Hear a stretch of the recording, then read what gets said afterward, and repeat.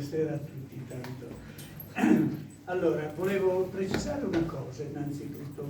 Una volta mi è stato chiesto come mai le fotografie in bianco e nero sono più suggestive. Effettivamente è vero, però la risposta di allora fu: lei lo sa, era un signore che mi chiese questa cosa, lei lo sa che noi pare si sogni in bianco e nero, e quindi verosimilmente le fotografie in bianco e nero assomigliano di più ai nostri sogni. E questo credo che sia una delle caratteristiche della magia delle fotografie in bianco e nero.